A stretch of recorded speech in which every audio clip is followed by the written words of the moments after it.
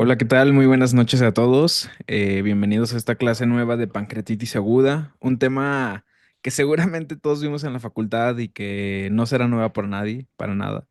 Es uno de los temas más padres dentro de la medicina, digo, no para los pacientes, pero dentro del gremio médico es un tema que se disfruta muchísimo, sobre todo por su gran manifestación de hallazgos fisiopatológicos y todo lo que desencadena. Sin más por decir, vamos a comenzar con una leve introducción. Pongo aquí ciertas referencias, por ejemplo, pongo al buen Homero Simpson, porque recordarán que una de las principales causas de pancreatitis aguda, pues es el etilismo crónico, aunque no la primera, más adelante lo vamos a ver, aunque sí es la principal causa de la pancreatitis crónica, que más adelante igual lo vamos a reforzar. Y pongo aquí una imagen por tomografía donde vemos un páncreas con básicamente una destrucción de la arquitectura pancreática y peripancreática muy severa, que más adelante comentaremos algo relevante acorde a la actualización de pancreatitis que ha sucedido a lo largo de los años.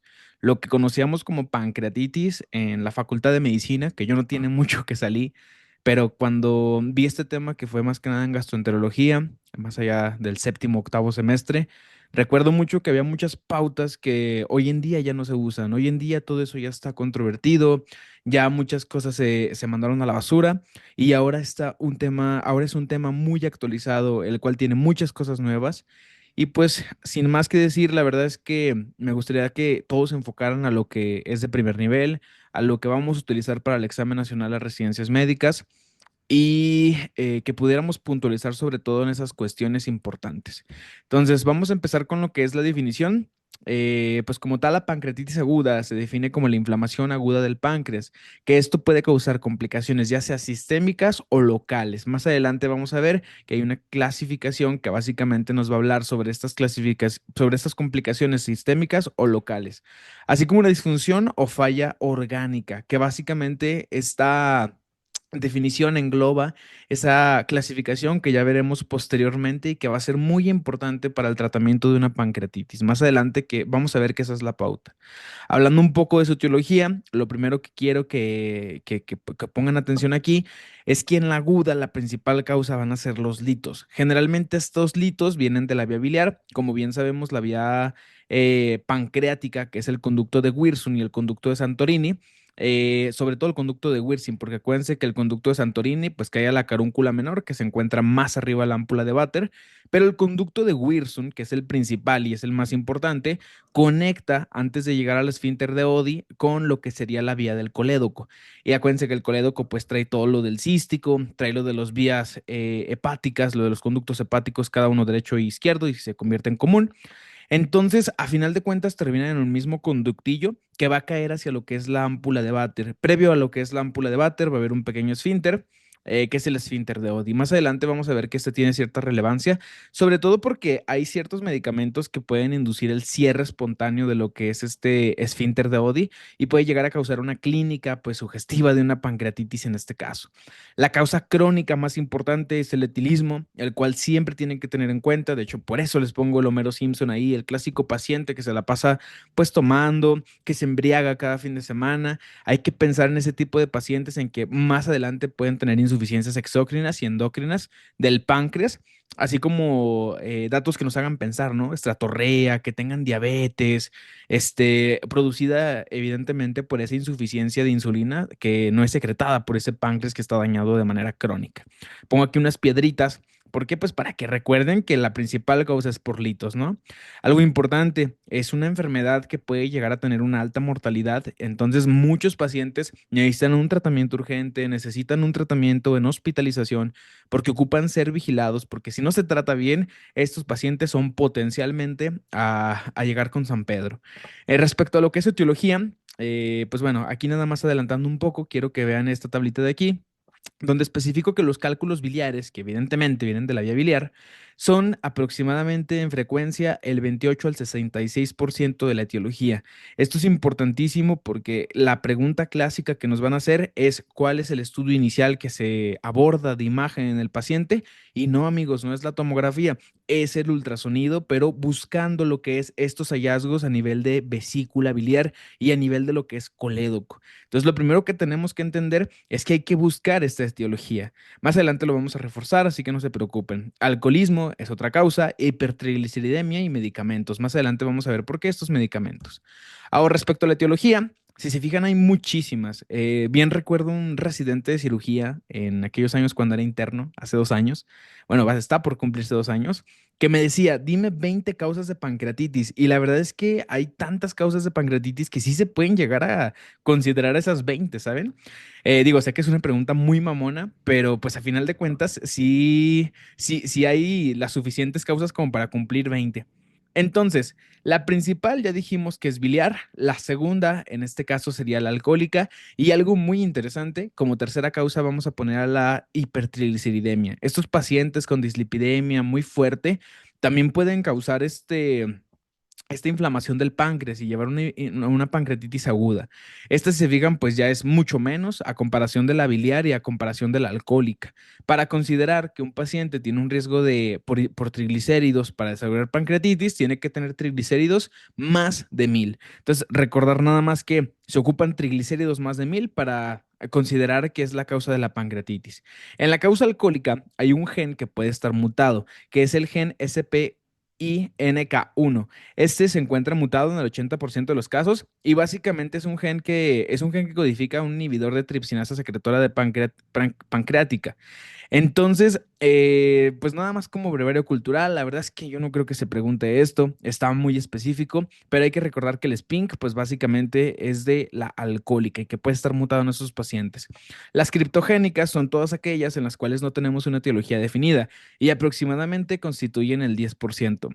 Los medicamentos, que también comentaba que estos se asocian, pues pueden ser estos que se encuentran aquí abajito que nos menciona la GPC, tetraciclinas, pentamidina, la ciatoprina, que son inmunosupresores, incluso estrógenos, terapias hormonales con estrógenos, y todavía incluso hay más reportados. Básicamente a lo que más se pueden asociar estos medicamentos, incluso algunos opioides también se pueden asociar, es porque lo que inducen es que se cierre lo que es el esfínter de Oddi, aumentan lo que es su presión y al aumentar su presión, pues evidentemente causan lo que es la oclusión de este esfínter de Oddi, pues que no haya un drenaje del todo lo que es el jugo pancreático que va por los conductos.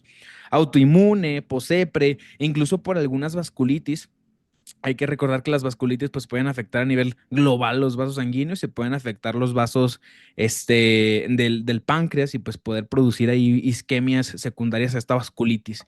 Por trauma, que son muy raras, infecciosas, genéticas, que aquí también como brevario cultural y como cosa importante recordar es que en las genéticas puede haber mutación de un gen que es el PRSS1.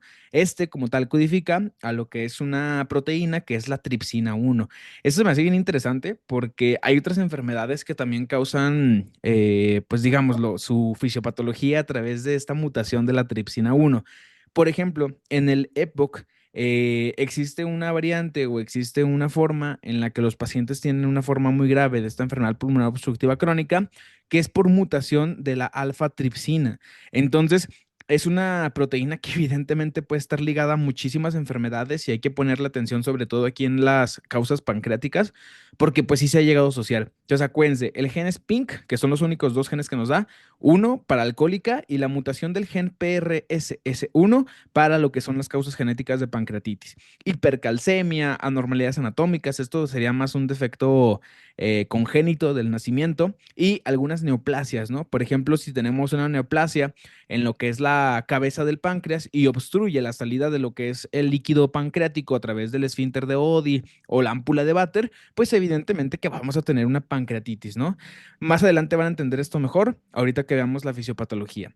Ahora, en cuanto a epidemiología, recordar que la pancreatitis aguda constituye ser la causa de enfermedad pancreática más común en el mundo. Si les hablan de una enfermedad pancreática, esténse seguros que les van a hablar de pancreatitis aguda. Les juro que yo dentro de lo que he estudiado, que realmente es poco, llevo 6 años y medio estudiando, casi 7, por eso ya no me gradúo y ya no me titulo, cosa que me hace muy feliz, ya por fin. La verdad es que de todo lo que he visto, es que muy pocas enfermedades pancreáticas nos enseñan en la facultad. Si acaso vemos de que el tumor de Zollinger-Ellison, el tumores pancreáticos como por ejemplo los que vimos en la clase pasada, los adenocarcinomas pancreáticos, que ya tienen ese video aquí en la plataforma de YouTube. O, por ejemplo, las pancreatitis agudas y crónicas, ¿saben? Pero es lo único que se ve en la facultad de las pocas enfermedades que vemos, ¿no? Entonces hay que recordar que la pancreatitis aguda es la causa más común de una enfermedad pancreática. 6 casos de cada 1.000 ingresos van a corresponder a una pancreatitis aguda. Entonces, díganme ustedes si no es importante, sabiendo que de cada 1.000 pacientes que ingresan a un hospital, pues 6 de estos van a venir con una pancreatitis aguda. Yo creo que si se remontan al internado o incluso a sus prácticas médicas en urgencias, en el servicio de medicina interna o en cirugía, van a recordar que pues los pacientes se complicaban con pancreatitis o ingresaban con pancreatitis. Y esto era muy normal, ¿eh? Les juro que en toda mi carrera de médico, digo, desde estudiante hasta ahora que soy médico pasante, yo creo que fácil sí he visto más de 10 pancreatitis agudas en toda mi vida. Las cuales, la verdad es que me dejó bastante experiencia y este video es para reforzar justamente ese conocimiento, reforzar qué es lo que ya se dejó de usar en aquellos años cuando yo era estudiante y ahora qué se usa cuando ahora yo soy médico pasante, ¿no? Y evidentemente siempre mantenerlo actualizado, porque les juro que lo que se use ahorita como médico pasante no va a ser lo que use cuando algún día logre ser residente de neurocirugía o neurocirujano algún día, si Dios quiere. Ahora, hablando un poco más de su epidemiología, existe un 20% de recurrencia y los factores de riesgo asociado a esa recurrencia es el tabaquismo y el alcoholismo. Entonces, ¿cuál es una de las pautas en el tratamiento que tienen que seguir los pacientes? Dejar de fumar y dejar de tomar. ¿Sale? La edad de presentación a la cual se presenta más es entre los 40 y los 55 años. Si se fijan, es una edad considerable. Y tiene que ver esto con, sobre todo, la principal causa, que es la causa biliar. Acuérdense que para yo desarrollar lo que son litos, los 4 factores de riesgo eran las 4F, que fuera una mujer, que esa mujer estuviera pues con sobrepeso o obesidad. Acuérdense, fat, female, fertility and fertility, que básicamente es una mujer, perdón por la palabra, pero mujer gorda, eh, en etapa fértil, o sea, que tuviera todavía no llegara a esa parte de la menopausia y que fuera mayor a 40 años. Entonces, si yo tengo una paciente que cumple estas cosas, evidentemente va a desarrollar cálculos de colesterol. Hay que recordar que hay muchos tipos de delitos en la vesícula, principalmente dos, los de colesterol y los mixtos, que generalmente los mixtos derivan de anemias hemolíticas. Pero los pigmentarios son los que derivan de anemias hemolíticas. Los mixtos son los de colesterol, porque el componente más abundante, hasta un 80-90%, es colesterol. Entonces hay que recordar esas 4F y haciendo mención a esto para recordar que la etiología o se da esto más entre los 40 y 50 años por ese factor de riesgo importante. Asocienlo mucho a justamente a la colelitiasis y a la coleocolitiasis, porque a final de cuentas, pues es la principal causa de pancreatitis aguda. La mortalidad general sin complicaciones en la pancreatitis es del 5%, pero fíjense cómo cuando ya hay una complicación, ya sea una colección intersticial o una pancreatitis necrotizante, que esto ya lo convierte en una moderada grave, la mortalidad asciende hasta lo que es el 20%. Entonces, todo paciente con pancreatitis puede ir desde un riesgo pues muy pequeño, que a lo mejor es 5%, que a lo mejor ni es tan pequeño, hasta un 20%, que pues ya se considera algo pues muy importante. Ahora, en cuanto a lo que es su fisiopatología, de aquí es muy importante entender cómo es que se lleva a cabo toda esta inflamación del páncreas. Ya les había hablado un poquito sobre este contexto normal del páncreas, que tenemos lo que es el islote de Langerhans y alrededor tenemos todo lo que es o lo que es constituido como los acinos pancreáticos. Acuérdense que el islote de Langerhans básicamente tiene 3 tipos de células, la alfa, la beta y la delta. La alfa produce glucagón, la beta produce insulina y la delta produce lo que es somatostatina. Hay una cuarta célula que casi nadie menciona, que es la célula P, que básicamente lo que produce es péptido pancreático y puede llegar a ser muy importante, sobre todo en abordaje diagnóstico para lo que es hipoglucemias. Entonces, tenerlo en cuenta sí, pero no es algo tan rentable, ¿saben? Es más importante que se sepan qué producen las 3 tipos de células principales y qué es lo que hacen fisiológicamente esas hormonas que se producen ahí en esa parte endocrina. Ahora, en los acinos pancreáticos, que es todo esto que se ve alrededor del islote de Langerhans, básicamente lo que hacen es que producen enzimas. Esas enzimas que producen son muy importantes para la digestión, para la destrucción. Básicamente son enzimas catabólicas, que lo que hacen es que agarran lo que son los lípidos, parte de lo que son los carbohidratos y los segmentan en muchos pedacitos pequeños. Y eso permite que a nivel cuando vaya pasando todo el quimo que es procesado del estómago se vaya destruyendo y se vaya absorbiendo en las distintas porciones del duodeno, del yeyuno y el ilion. Acuérdense que el colon, que es el intestino grueso, solo va a absorber lo que es líquido, que es agua en este caso, y electrolitos. Entonces, aquí la chamba pues, más importante de esas enzimas es preparar a esos macronutrientes, que son los lípidos, las proteínas y lo que son los carbohidratos, para que puedan ser absorbidos por el ser humano. Un paciente que no tiene enzimas pancreáticas es un paciente que va a caer en desnutrición, que no va a poder absorber esas enzimas y por ende pues va a tener manifestaciones añadidas a justamente esta inhibición de la absorción de macronutrientes, ¿no? Por ejemplo, si no se absorben las grasas, los lípidos, pues vamos a tener un paciente con estratorrea, ¿no? Un paciente que defeca y hace popó amarilla y deja un halo amarillo muy grande. Entonces, ¿qué es lo que sucede en la pancreatitis aguda? Pues bueno, vean este conducto de aquí que se encuentra aquí de manera central, que básicamente es el conducto de Wilson. Aquí no pueden el conducto de Santorini porque muchos de los esquemas pues se lo vuelan, ¿no? Pero vamos a verlo desde el punto de vista, que solamente existe el conducto de Wilson, que es el importante. Cada uno de estos acinos que se encuentran alrededor de este conducto pancreático, si se fijan aquí tienen como unas ramitas, están dejando su producción dentro de sus conductillos para posteriormente transportarse a través de un jugo pancreático por todo lo que es el conducto de Wilson. Entonces, imagínense como si fuera una máquina que está produciendo estas enzimas pancreáticas para depositarlas aquí y finalmente excretarlas hacia lo que es el ámpula de váter que se encuentra en el duodeno. ¿Qué es lo que sucede? Bueno, por lo general, para que exista una pancreatitis, estas enzimas pancreáticas que se encuentran dentro de este jugo pancreático, que no solamente tienen esas enzimas, hay más cosas, por ejemplo, tiene bicarbonato, tiene electrolitos y demás cosas, tiene que atorarse. O sea, para que se activen estas enzimas aquí, tiene que atorarse. De manera natural, las enzimas pancreáticas se mantienen inhibidas dentro de este canal. ¿Por qué se mantienen inhibidas? Porque hay proteínas que impiden su activación. Por ejemplo, de la tripsina hay un inhibidor tripsinógeno, de lo que es la quimiotripsina, también hay un inhibidor de la quimiotripsina, de la amilasa pancreática también hay un inhibidor de esta, de la lipasa pancreática también hay un inhibidor, o sea, cada una tiene su inhibidor, pero recuerden que como toda proteína, como toda enzima, todo tiene una vida media. Entonces, si yo obstruyo el canal a este nivel, ¿qué es lo que va a pasar? Que va a suceder una activación de la enzima porque ya el inhibidor perdió su vida media, o sea, ya acabó su tiempo de vida y va a empezar a activarse toda esa composición enzimática. ¿Y qué es lo que van a hacer estas enzimas? Pues que van a empezar a catabolizar todos los tejidos pancreáticos y peripancreáticos. Principalmente, ¿qué enzima es la importante aquí?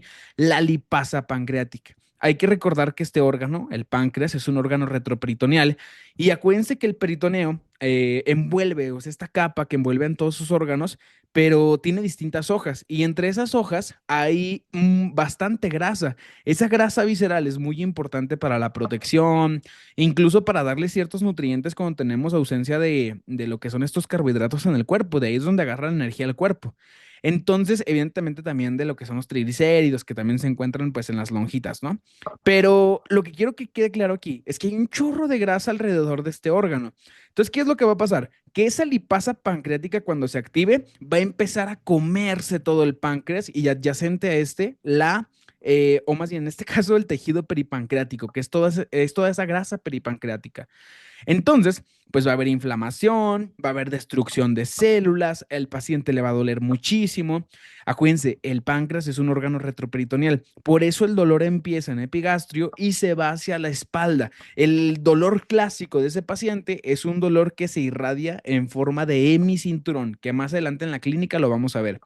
Ahora, ¿cuál es la causa principal de obstrucción? Pues bueno, una piedrita que se formó acá arriba en la vesícula biliar, pasó por lo que es el conducto cístico, bajó por el colédoco, ocasionó una coledocolitiasis o no, porque también puede haber pacientes que no tienen presentación de coledocolitiasis y presentan o debutan con una pancreatitis y la piedrita se enterró aquí. Si se fijan, este es el lugar donde les digo donde comunican la vía pancreática con la vía del colédoco que viene de la vía biliar acá arriba.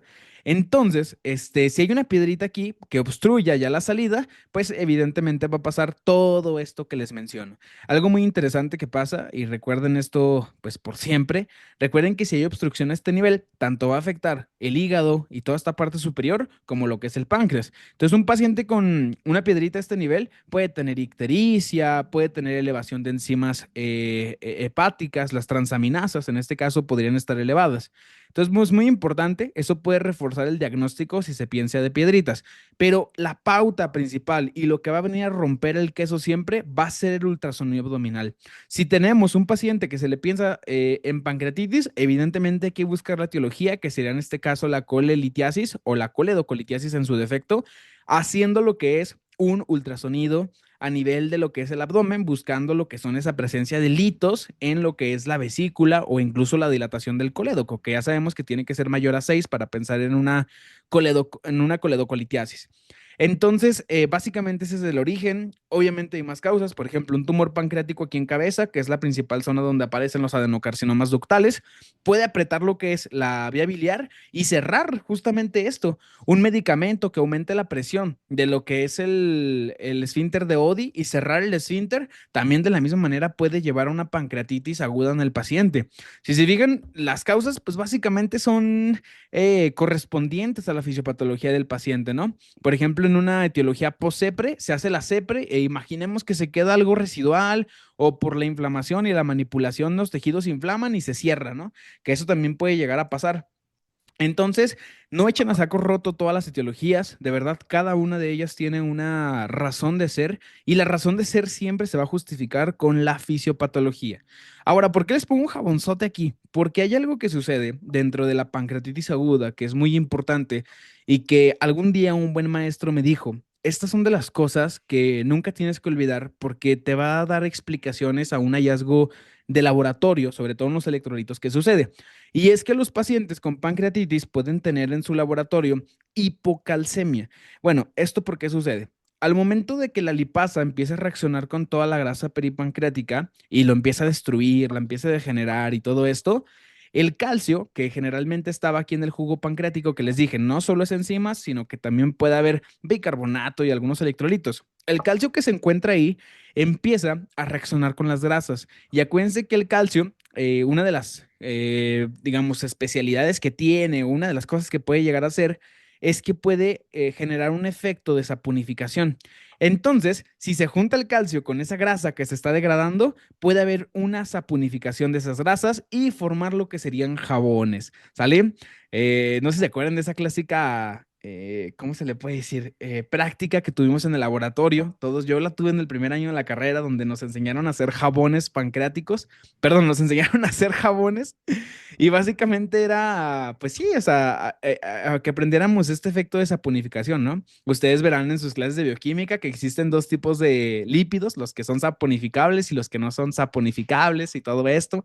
Pues bueno, en este caso se pueden formar esos jabones por la saponificación, en este caso inducida por el calcio. Por eso va a existir hipocalcemia, ¿sale? Entonces, muy importante recordar el jabonzote, ese tip, eso me lo enseñó un gran maestro que durante la carrera yo creo que fue uno de mis maestros más queridos.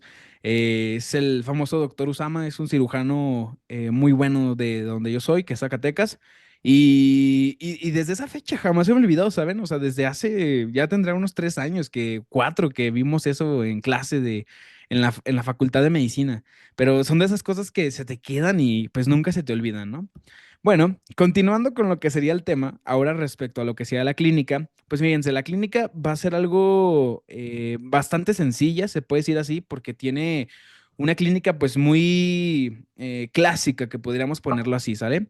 Va a empezar el paciente con lo que es un dolor epigástrico, que este dolor en epigastrio posteriormente se va a empezar a irradiar hacia lo que es la espalda. Pongo aquí un cinturón por lo que les dije hace rato. El dolor se irradia en forma de hemicinturón. Acuérdense que el páncreas es un órgano retroperitoneal, entonces va a doler hasta la parte posterior, hasta la espalda.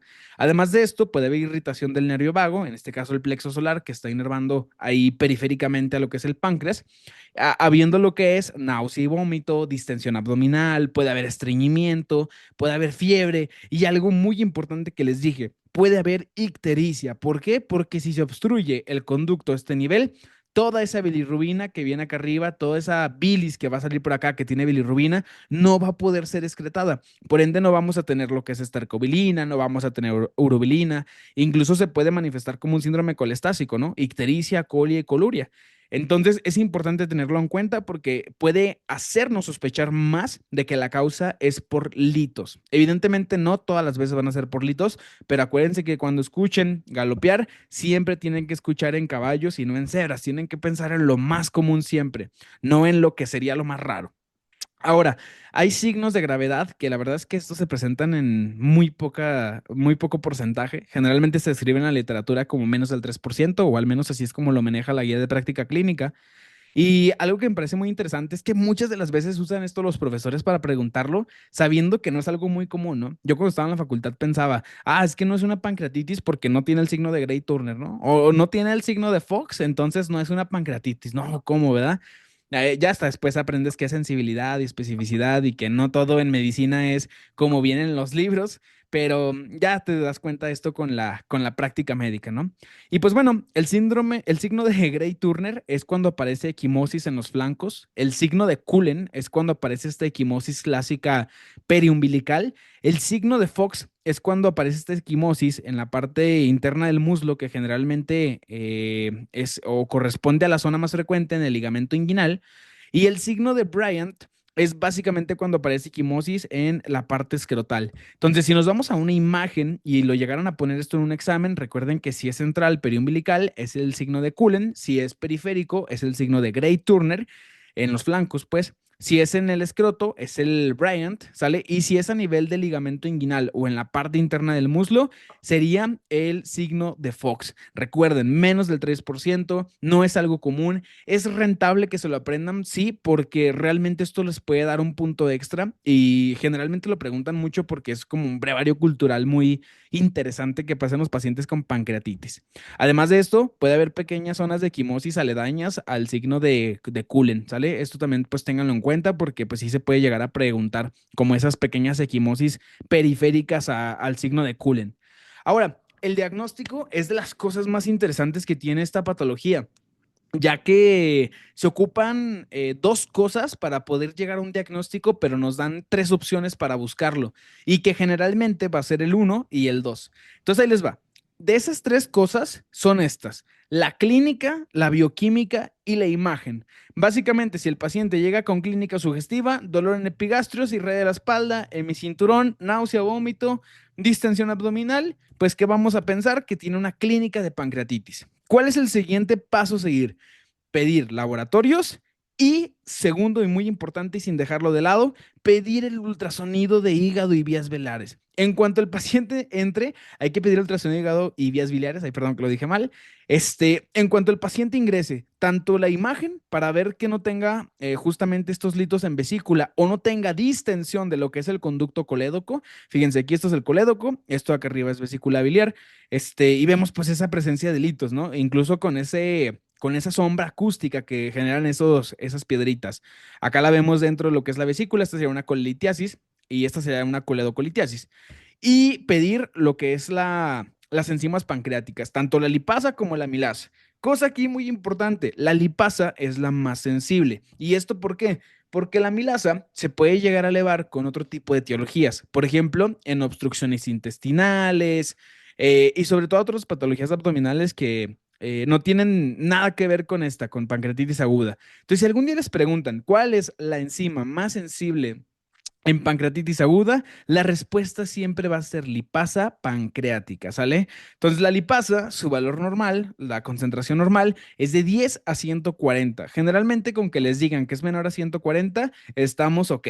Y la milasa es de 23 a 85 unidades sobre litro. Ahora, para que sea diagnóstico estas enzimas pancreáticas, o sea, para yo decir que verdaderamente están elevadas, ocupo tener 3 veces su valor normal, ¿sale? Esto es importantísimo. Un paciente que no cumpla con elevación de 3 veces el valor normal de la lipasa es un paciente que va a tener un diagnóstico que va a estar medio dudoso. Y ahorita vamos a ver qué vamos a hacer en ese tipo de situaciones.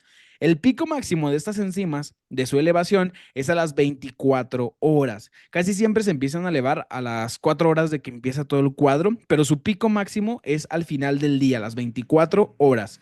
Y en cuanto ingresa el paciente, pues hay que tomarlo. Algo que se me hace muy interesante y que de verdad es un punto a recordar muy, muy específico, es que no hay que estar tomando controles de estas enzimas. O sea, ¿qué significa? No es como en un infarto que tomas tus troponinas a cuando entra el paciente y luego cada cierto tiempo estás tomando tus troponinas y luego tomas de nuevo tu CPK, incluso los electros los vuelves a hacer seguidamente. En este caso no sirve porque como tal la enzima pancreática solo se eleva y luego después de tiempo ya empieza a descender, pero como tal no tiene esas, digamos, no podemos generar una curva, ¿sale? Así para especificarlo mejor. Entonces, siempre no tomar controles y recuerden los valores normales. Eso es importante, porque muchas de las veces llegan a preguntar sobre todo el valor de la lipasa y la verdad es que, al menos en mí, es un valor que siempre se me olvida. No sé por qué, pero la lipasa es como uno de los que más me cuesta. Puse una estrellita aquí al lado a las diapos que considero que son más importantes y que sí o sí se tienen que aprender así como casi de memoria. Ahora, en cuanto a lo que sería imagen, lo más importante aquí es que cuando entre el paciente ya saben su ultrasonido para ver si la causa es justamente por litos, por vía biliar, o en su defecto sacar lo que es una tomografía. Pero ahí les va. Esta es una pregunta de esas que pueden tener un gran peso y que son muy importantes, ¿sale? El gold standard para la pancreatitis es la TAC abdominal contrastada. Pero ¿qué es lo que vamos a hacer? Pues bueno, ¿cuándo vamos a tomar tomografía? ¿Cuándo no vamos a tomar tomografía? Se dice en la bibliografía que la tomografía temprana, que esté dentro de las primeras 24 horas, muchas de las veces puede ser pues básicamente como algo pues no tan recomendable. ¿Por qué? Porque muchas de las veces es muy difícil que existan signos por tomografía que nos indiquen tempranamente que el paciente tiene una pancreatitis. Casi siempre se reserva la tomografía para después de las 72 horas, sobre todo para valorar complicaciones agudas. Entonces ahorita más adelante va a quedar más claro eso. Lo que ahorita quiero que sepan es que es el gold standard, la tomografía, y también que solo se va a tomar de modo temprano, o sea, de literalmente en cuanto llega el paciente en las primeras 24 horas, cuando tengamos duda diagnóstica. ¿Y a qué le vamos a llamar duda diagnóstica? Pues bueno, cuando las enzimas pancreáticas, la lipasa, no alcance 3 veces su valor normal. Entonces, si la lipasa no alcanza 3 veces su valor normal, ahí es cuando vamos a tomar lo que es la tomografía para que se cumplan dos. Tenemos clínica y vamos a tener imagen. Ya sabemos, si no cumple bioquímica, pues hay que buscar la otra alternativa que sería la imagen.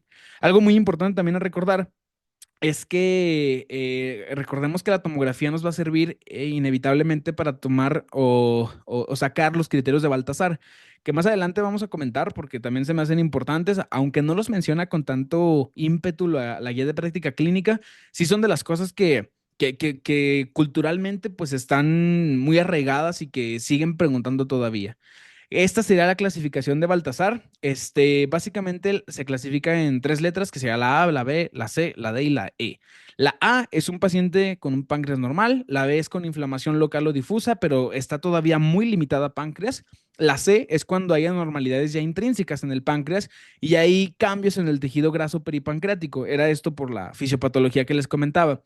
Realmente, si se fijan aquí, todavía no hay colecciones. A partir de la D es cuando empiezan las colecciones. La D hace referencia a que ya hay una colección mal definida y lo que es la E es dos colecciones mal definidas. Algo importante, en la tomografía temprana, que es dentro de las 24 horas o incluso hasta las 72 horas, siempre las colecciones van a ser mal definidas. Hay que recordar que para que se vuelva una colección un quiste o en este caso más bien un pseudoquiste, tienen que pasar más de 4 semanas para que la pared se defina pues muy bien. Más adelante cuando veamos complicaciones, eso va a quedar más específico para que no se confundan.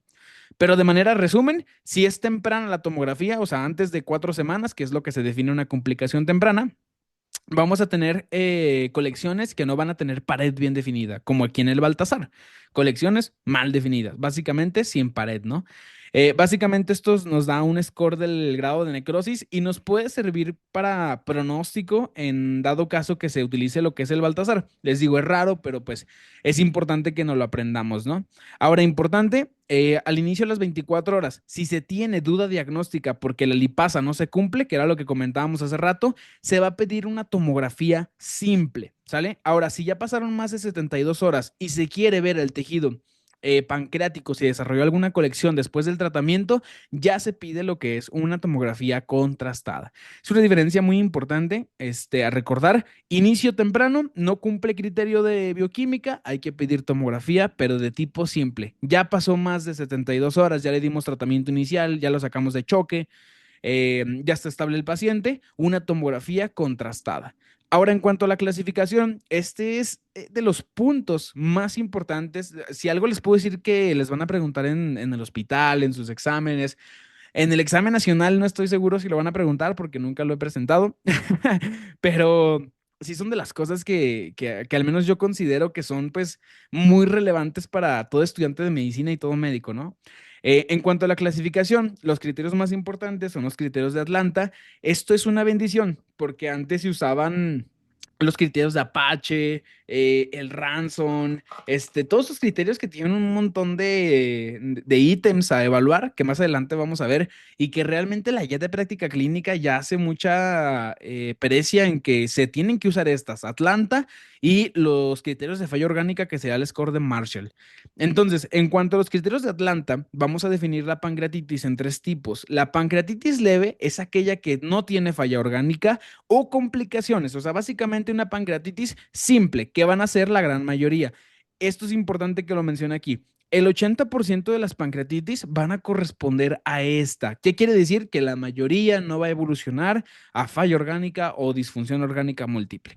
Pero el 20%, generalmente los pacientes más, diría un buen maestro de urgenciología, los pacientes más puliputeados, van a desarrollar pues complicaciones, ¿no? Que van a ser estas dos de acá. La pancreatitis moderada, estos pacientes tienen falla orgánica transitoria, aquí la palabra es clave, es transitoria, que dura menos de 48 horas y puede haber alguna complicación local y aislada. O sea, básicamente un paciente que sí tuvo una repercusión clínica importante, pero afortunadamente solamente fue transitoria, menos de 48 horas. Aquí el tiempo de evolución es la clave. Pancreatitis grave, un paciente que tiene falla orgánica y persiste, además puede haber una complicación ya sea local o difusa. Aquí muy importante, ¿cuánto es el tiempo para considerar una pancreatitis grave? Pues si en este caso era menor a 48 horas, acá va a ser mayor a 48 horas. Entonces, importantísimo no olvidar que en la pancreatitis grave ya vamos a tener más de 48 horas con esa falla orgánica. Ahora, ¿cómo vamos a definir falla orgánica? Pues bueno, para esto utilizamos los criterios de Marshall o el Marshall Score, donde básicamente nos dice, si tenemos un Kirby, que sea una PAFI menor de 300, aquí ya hay que considerarlo porque ya estamos teniendo falla respiratoria. Si tenemos una creatinina arriba de 1.1, perdón, arriba de 1.9, vamos a tener a nivel renal falla. Y si tenemos una presión sistólica, arterial sistólica, menos de 90 milímetros de mercurio o una presión arterial media, menos de 65 milímetros de mercurio, que esto sería datos de hipotensión, y que sea refractaria a líquidos, ¿sale? Esto ya nos es indicativo de falla a nivel cardiovascular. Por ende, estas tres son importantes. Si el paciente cumple una de esas tres, ¿qué es lo que tenemos que ver? Si llega el paciente y cumple alguna de estas tres, tenemos que ver si persiste más de 48 horas o se limita simplemente a 48 horas. Entonces, si se limita a menos de 48 horas con una de estas, pero luego resuelve, o sea, tuvo una falla orgánica transitoria, fue una pancreatitis moderada. Ahora, si el paciente llega, le damos tratamiento y todo, no resuelve y no resuelve, pasan más de 48 horas, pues se cataloga como una pancreatitis grave, que muy seguramente va a tener alguna complicación. una pancreatitis necrotizante, se puede llegar a infectar esa área necrotizada, podemos llegar a tener un pseudoquiste, eso ahorita lo vamos a ver en las complicaciones. Ahora, en cuanto al pronóstico, esta es mi escala favorita de pancreatitis y que la verdad es la joya de la corona que ahorita quiero que se aprendan, que es el BISAP. El BISAP nos va a ayudar muchísimo porque al ingreso del paciente nosotros vamos a poder determinar qué es lo que vamos a hacer. En un paciente con pancreatitis, que le hacemos criterios de Atlanta, si se fijan, hay que esperar a que pasen esas 48 horas para nosotros decir si es moderada, si es leve, si es grave, ¿no? O sea, hay que esperar esa cantidad de tiempo. Pero con el BISAP rápido nos podemos dar cuenta si estamos enfrente de una pancreatitis que tiene una mortalidad pues muy elevada, más al 20%, o que es una pancreatitis leve, ¿no? Entonces, el BISAP es un acrónimo que tiene 5 letras y que básicamente cada una representa una inicial. El B es de Boone, más de 20 miligramos sobre decilitro. El I es de Empire Mental, que básicamente pues el daño neurológico. Con un Glasgow Coma Scale menor de 15, ya se hace sugestivo de este deterioro neurológico. Datos de SIRS. Acuérdense que el síndrome de respuesta inflamatoria sistémica tiene que cumplir 2 criterios de estos que se encuentran aquí. Ya sea un paciente con fiebre, más de 38, o con hipotermia, que acuérdense que central es menos de 36, frecuencia respiratoria más de 20, o la PACO, la PCO2, la PACO es como le decía un maestro y así se me quedó, es menos de 32 milímetros de mercurio, o frecuencia cardíaca más de 90 latidos por minuto, glóbulos blancos, perdón, con leucocitos más de 12,000 o con leucopenia menos de 4,000. En dado caso que se presenten 2 de estos en un paciente, ya es indicativo de SIRS. La A de edad, el paciente tiene que tener más de 60 años y P de derrame pleural. Aquí puse pleural derrame para acordarnos que la P pues es la inicial, ¿no? Entonces, si tiene cada uno de estos, es un punto. Por ejemplo, si tuviera el Boone, si tuviera el SIRS y si tuviera la edad, tiene 3 puntos. Por ende, la mortalidad es del 5 al 10%. Si tuviera 4 es del 10 al 17. Y si tuviera los 5, ya la mortalidad es arriba del 20%, que eso ya de por sí es ya muy considerable, muy bueno. Recuerden que el tipo de derrame pleural, nada más enfatizando en esto, va a ser un tipo exudado. Recuerden que los trasudados generalmente es por esta pérdida de equilibrio en las fuerzas de Starling entre la presión osmótica y la coleidosmótica, mientras que los exudados son producidos por inflamación. Y en este caso, como hay una inflamación tan masiva del páncreas, pues puede producir citoquinas que alteran la vascularidad y producir fugas a tercer espacio, cosa que en la fisiopatología es muy importante. La inflamación tan densa, tan fuerte, causa aumento de la permeabilidad vascular sistémico y esto puede llevar a causar fuga a tercer espacio. ¿De qué se van a morir estos pacientes a final de cuentas con una fuga tan grande? De pérdida de líquido a tercer espacio. Entonces van a tener datos de choque hipovolémico. Entonces, muy importante, el tipo de choque hipovolémico no hemorrágico, evidentemente, ¿no? Porque no estamos teniendo sangrado, sino más bien fuga a tercer espacio. ¿Cuál va a ser la terapia inicial con estos pacientes? Líquidos, ¿sale? Si lo que estamos perdiendo es líquido a fuga a tercer espacio, lo que ocupamos es darle manejo con terapia hídrica. Ahora, en cuanto a lo que sería el BUN, me gustaría que viéramos esto que menciona la GPC. Menciona que en la pancreatitis aguda encontró una asociación, bueno, básicamente en un estudio de 1,043 pacientes. Pues bueno, básicamente encontraron una asociación entre mortalidad hospitalaria en pacientes que ingresaban con BUN mayor a 20. Entonces, si les preguntan cuál es el hallazgo de laboratorio que se asocia a una alta mortalidad hospitalaria, la respuesta en ese caso sería el BUN. ¿Sale? Un BUN arriba de 20 ya es sugestivo de que ese paciente pues le va a ir mal. Entonces, recuérdenlo, criterios BISAP, si de algo se tienen que acordar de todas estas diapositivas, es de los criterios BISAP. ¿Salen? Muy importantes, muy preguntados. eh, y que no pueden fallar en el examen nacional. Ahora, los criterios de Ransom, ¿qué utilidad tienen? ¿Dónde quedan parados? Ahora que existe el BISAP y existen otros, ¿dónde quedan parados los criterios de Ransom? Pues bueno, fíjense que a mí se me hace bien raro porque la GPC no menciona como tal los criterios de Ransom así per se, ¿saben?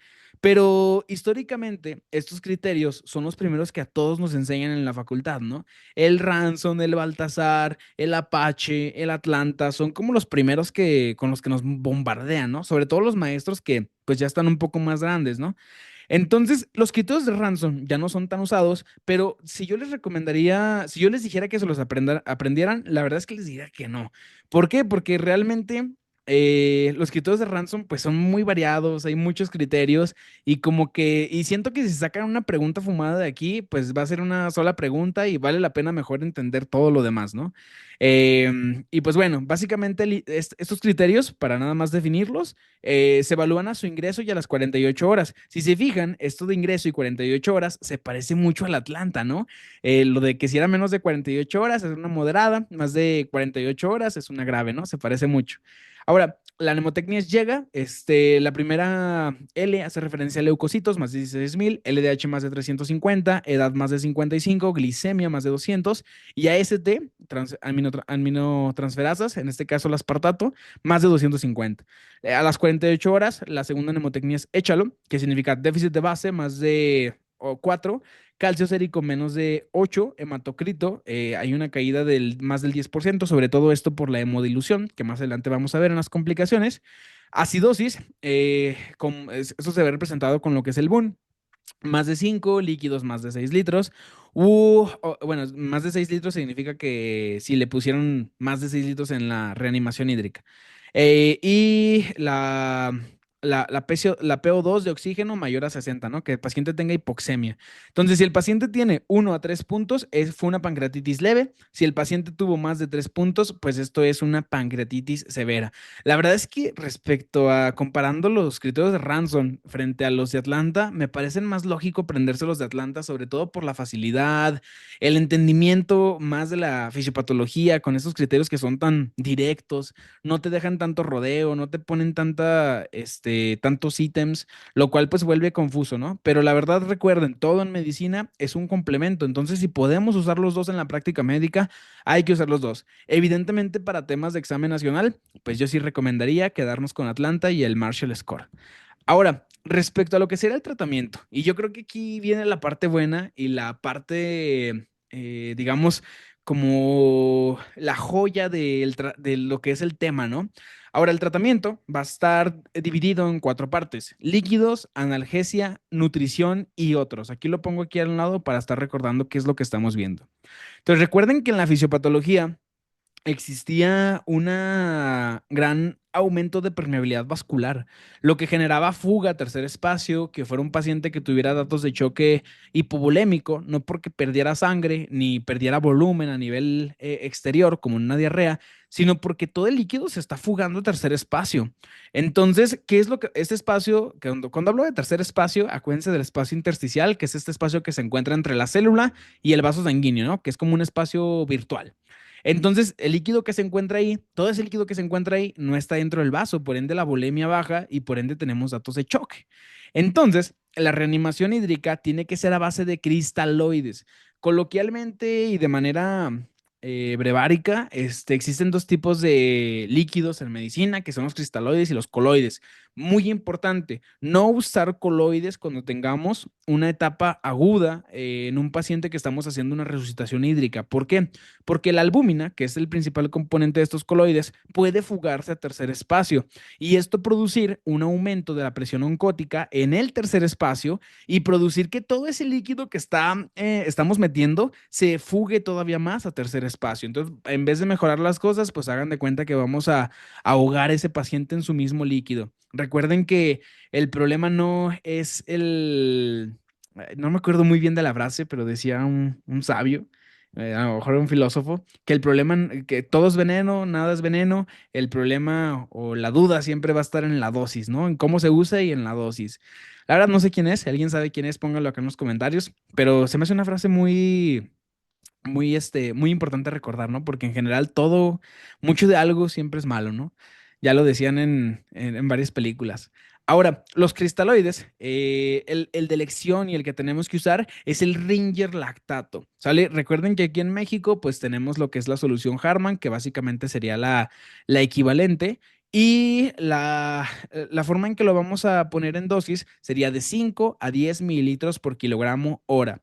¿Cuánto tiempo vamos a dejar este líquido. Lo vamos a dejar hasta que se cumplan los objetivos de reanimación. La GPC nos da cuatro objetivos. Si el paciente tiene frecuencia cardíaca menor a 120 latidos por minuto, una presión arterial media mayor a 65 milímetros de mercurio, una diuresis mayor a 0.5 mililitros kilogramo hora o un hematocrito de 35 a 44.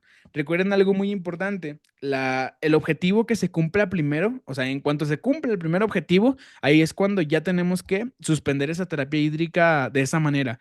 No hay que ser agresivos porque cuando somos agresivos podemos causar problemas. Por ejemplo, síndrome de fuga vascular, que era lo que les mencionaba, que ese líquido se vaya a tercer espacio, principalmente en peritoneo, puede causar lo que es síndrome compartimental abdominal, un abdomen tenso, que el paciente ahora ya tenga hipomovilidad del diafragma, y pues bueno, para definir el síndrome compartimental agudo, se hace con una presión intraabdominal mayor de 20 milímetros de mercurio, nada más ahí como brevario cultural.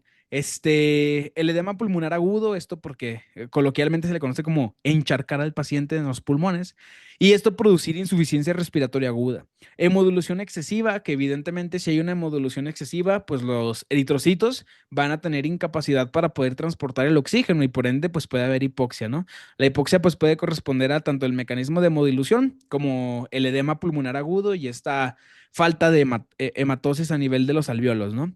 Entonces, importante, evitar la reanimación agresiva, irnos tranquilos siempre, ser serenos siempre y cumplir los objetivos de reanimación de una manera estricta, ¿no? Tener siempre una vigilancia de ese paciente, ver que en cuanto cumpla su diuresis arriba de 0.5 mililitros kilogramo hora, suspender esa reanimación hídrica. Evidentemente, como vamos a vigilar este parámetro de la uresis, pues hay que estar cuantificándola bien. Entonces, es recomendable poner una sonda Foley en este caso. Obviamente, el paciente que no mejora a las 24 horas ya no habrá mejoría con líquidos. Entonces, es muchísimo mejor suspender los líquidos y avanzar con otras terapias. Entonces, un paciente que no mejora a las 24 horas, pues hay que suspenderlo, ¿vale? Eso sería respecto a los líquidos. Ahora vamos respecto a la analgesia.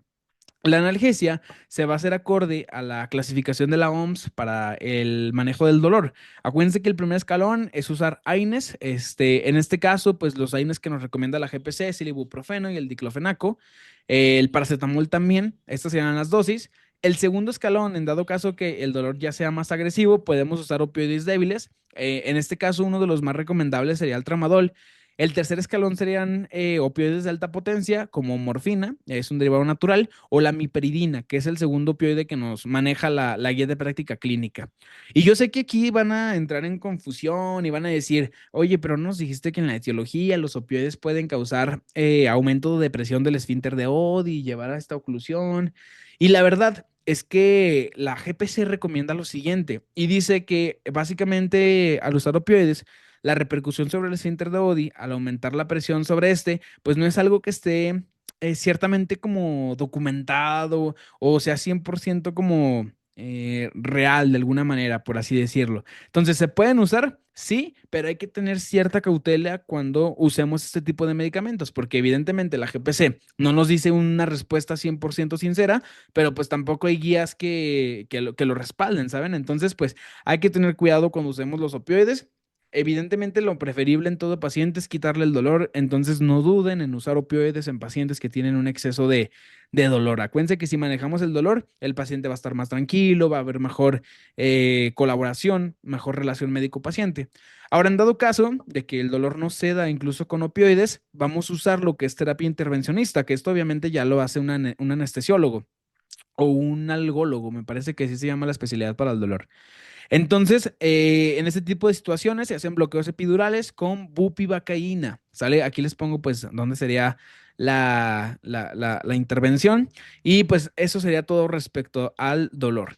Ahora, en cuanto será la nutrición, este es un punto súper importante porque yo pienso que todos como estudiantes de medicina Le dijeron, es que un paciente con pancreatitis aguda tienes que dejarlo en ayuno porque se va a activar el páncreas y va a liberar más enzimas. Entonces, todos como estudiantes de medicina nos casamos con la idea de que no, o sea, al paciente no hay que darle de comer porque como las enzimas pancreáticas. Aunque déjenme decirles que yo en gastroenterología tuve un maestro excelente, un gastroenterólogo de Zacatecas que fue un gran maestro porque sí nos decía, esto va a revolucionar y van a salir muchas guías donde ya no se va a ocupar el ayuno totalmente en pacientes, sino que ahora lo nuevo va a ser dar tratamiento nutricional a los pacientes desde un inicio, ¿no? Prefiriendo siempre la vía oral. Sabemos que la vía parenteral por miles de años y por miles de investigaciones ha tenido o se ha asociado a un aumento de mortalidad pues mucho más denso. Entonces, bueno, ¿cómo vamos a nutrir a nuestro paciente? ¿Cómo le vamos a dar alimentación? Pues bueno, tenemos que valorar si estamos ante una pancreatitis leve, moderada o severa, evidentemente según lo que es el BISAP que nos salga en un inicio con el paciente. Y en dado caso que estemos con una leve, que van a ser el 80%, se tiene que iniciar alimentación lo antes posible, siempre prefiriendo lo que es la vía enteral. Ojo muy importante con esto. Las únicas contraindicaciones que podrían poner como en pausa la nutrición sería en caso de que el paciente tuviera ilio, en caso de que hubiera dolor intenso o hubiera náusea y vómito. Y aquí quiero recuperar algo de la diapositiva pasada, que sería esta respecto a los opioides, que hay que tener mucho cuidado cuando los usemos, porque hay que recordar que uno de sus efectos adversos es justamente que pueden causar este enlentecimiento del tracto gastrointestinal y causar ilio. Entonces, no hay que abusar de ellos porque a pesar de que lo del esfínter no es algo muy claro, lo que respecta al ilio producido por opioides, sí es algo que se tiene más documentado. Entonces hay que tener cuidado de no causarlo. Y recuerden que estas son las contraindicaciones para no iniciar lo que es una nutrición enteral, ¿sale? En dado caso que el paciente no tenga ninguna de estas, no tenga ilio, no tenga dolor intenso, no tenga náusea, no tenga vómito, podemos iniciar perfectamente una vía oral. ¿Qué tipo de alimento sería lo más recomendable? Pues evidentemente una dieta baja en grasas para que la lipasa no se nos eleve, ¿no? Entonces, le damos baja en grasas y esto sería una alimentación segura, acuérdense, prefiriendo la vía enteral. Ahora, que no tolera la vía oral del paciente, pues podemos alimentarlo por lo que sería una sonda nasogástrica, ¿no? Acuérdense que esta sonda comúnmente también se le conoce como la sonda de Levin.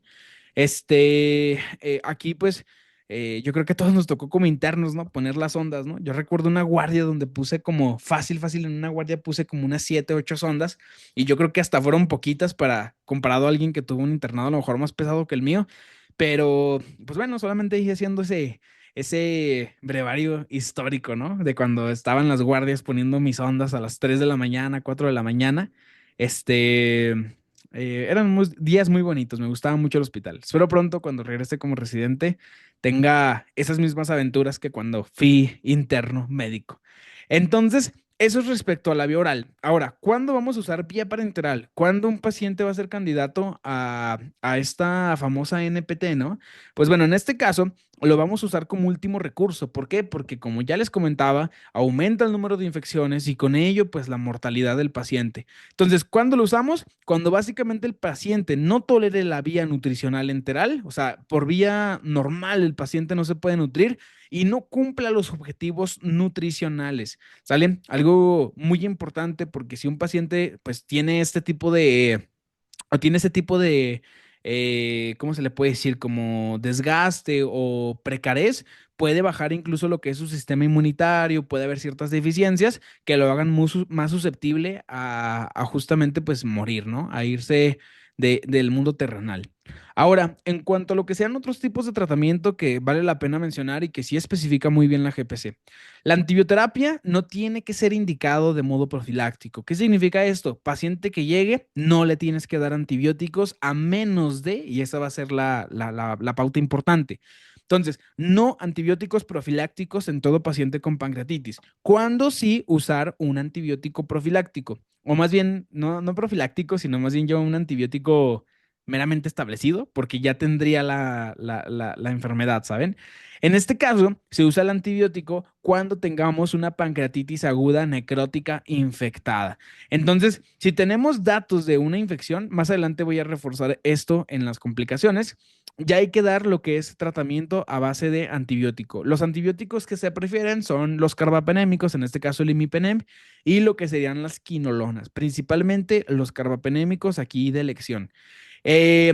Ahora, en cuanto al tratamiento con CEPRE, ¿cuándo vamos a realizarlo? Únicamente cuando tengamos un paciente que tiene datos de colangitis. Hay que recordar que la colangitis se presenta con una triada, que es la triada de Charcot. Recuerden que es dolor abdominal en lo que es hipocondrio derecho, fiebre y aparte el paciente pueda tener ictericia, ¿sale? Esas son las tres cosas que tiene que tener el paciente. Se puede complicar con la pentada Reynolds, que es cuando se le agrega la triada de Charcot, lo que sería deterioro del estado de conciencia o lo que sería hipotensión, ¿no? Esta falla de la bomba cardiovascular. Y la colecistectomía se tiene que hacer, evidentemente sí, cuando la etiología sea biliar y evidentemente pues se haya documentado por ese primer ultrasonido que hicimos en un inicio en el abordaje diagnóstico, tenemos que hacer la colecistectomía previo a que el paciente egrese del hospital. Entonces, imaginemos que el paciente se quedó una semana en el hospital, pues hay que tratar de hacerla antes de que se vaya el paciente, ¿sale? Antes de que se cumpla esa semana que es la que se va a quedar el paciente. ¿Para qué? Para evitar la recurrencia. Aunque, pues cosa muy importante que comentábamos desde el principio, ¿no? La recurrencia en estos pacientes puede ser, pues algo común de hasta el 20%. Pero acuérdense que los principales ligados a recurrencia es el tabaquismo y el alcoholismo crónico. No tanto que se le deje vesícula o no. Ahora, en cuanto a lo que serían las complicaciones, aquí pues ya, miren, lo más importante, lo que deben de saber, literalmente es hasta esta diapositiva. Los que se quieran quedar a terminar este video, la verdad es que no se pierden de nada y ganan mucho. Las complicaciones las vamos a definir como agudas o crónicas. Agudas, menos de 4 semanas, crónicas, más de 4 semanas. Las agudas más importantes van a ser la pancreatitis aguda, necrotizante aguda y la edematosa intersticial. La necrotizante aguda se caracteriza o se define como una necrosis del parénquima pancreático o del tejido aledaño, ¿no? Que sería el tejido peripancreático, que es potencialmente infectable. ¿Se acuerdan dónde dábamos antibiótico? En la pancreatitis necrótica infectada, ¿no? Entonces, cuando esta se infecta es cuando vamos a dar el antibiótico. La segunda complicación es la pancreatitis aguda de hematosa intersticial, que esta básicamente es una colección de aguda de líquido que es homogéneo en la tomografía y no tiene una pared bien definida. Aquí algo muy importante es que esta colección edematosa intersticial, este líquido que va a estar ahí rondando a lo que es el páncreas, evidentemente con el paso del tiempo se puede encapsular y tener paredes muy bien definidas. Y cuando pasa esto, que tenemos esa colección que solamente es líquido, vamos a decir que es un pseudoquiste pancreático. Esto no sé si siga en pie o no sé si siga la misma estadística así, pero cuando yo estaba en la facultad nos decían que la colección más común crónica era el pseudoquiste pancreático. La verdad no sé si eso está bien, entonces no me hagan caso respecto a eso.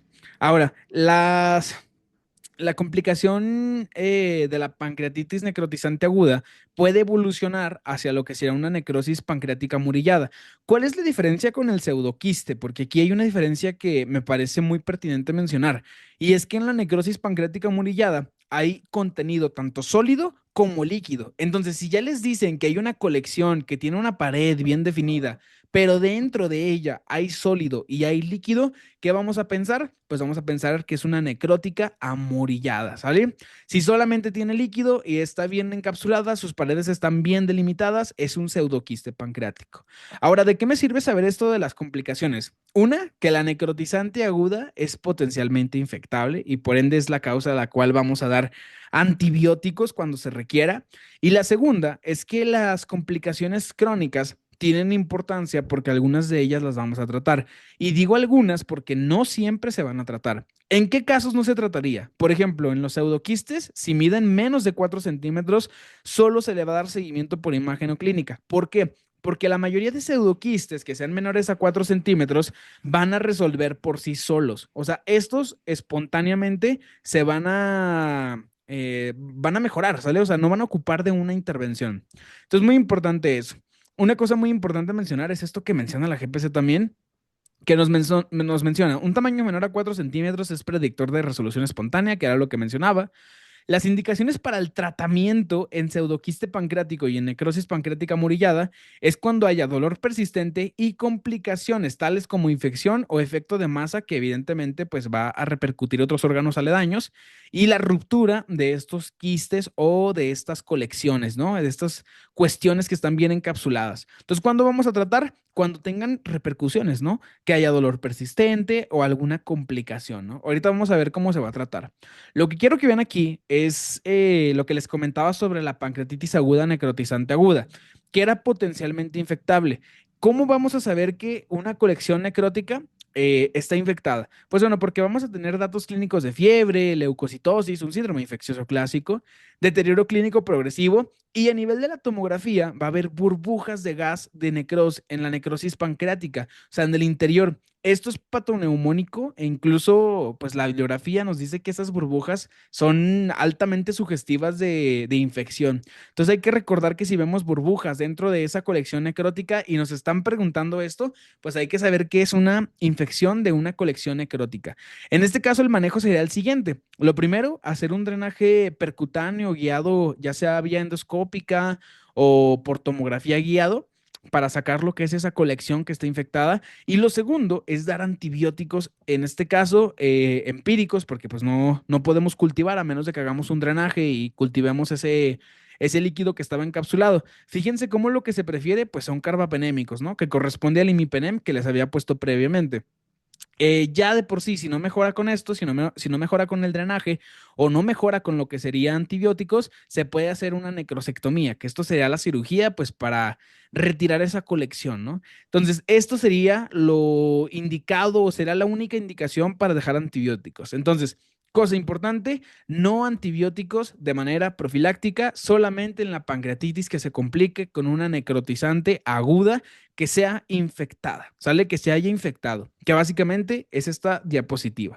Ahora, en cuanto a otras complicaciones ya a largo plazo, eso estamos hablando ya de una manera más de 4 meses. Estamos hablando de un paciente que ya tiene años, ¿sale? Después de su pancreatitis.